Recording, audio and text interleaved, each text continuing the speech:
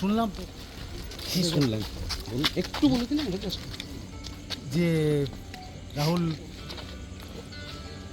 ভেসে গেছে, এরকম পড়ে গেছে ব্যাস। আমি সঙ্গে সঙ্গে ওর ছেড়ে দিয়ে একটা গাড়ি চলে গেছে আর্টিস্টের।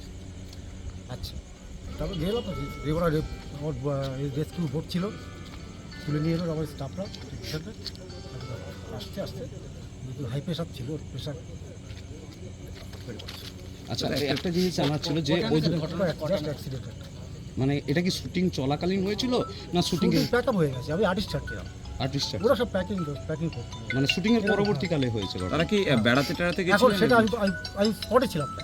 না, তিনি নৌকো থেকে পড়ে যান না না না এমনি না, এমনি এই জলে নামতে গিয়ে পড়ে যান? বোধ হয়।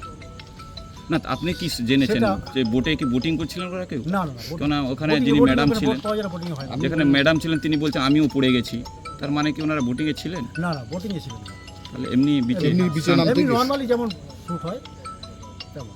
কিন্তু স্থানীয় সূত্র বলছে রেস্কিউ করতে একটা টাইম লেগেছে। না না না না, রেস্কিউ করতে তো পাই নাই। একদম গাড়ি দাঁড়িয়েছিল ওখানে, আমি নিয়ে গেছিলাম গাড়ি। আমি যেতাম হোটেল থেকে 1 মিনিট লাগবে ওই জায়গাটা, আর বোট ছিল, বোটে করে দিয়েছিলাম। পরিবারের লোকজন কি আসছেন? এখন বলতে পারবো না, ওর সঙ্গে আমার কথা আসবে। আপনার নাম? বন্ধু, আমার নাম শেখর চক্রবর্তী। পুলিশের সঙ্গে কি কথা হলো? হয়নি, আজকে এসছেন কথা বলতে, আপনি কি এখানে কোন ইয়েতে রয়েছে? Production manager. প্রোডাকশন। ফলো করুন টাইমস নাও খবর।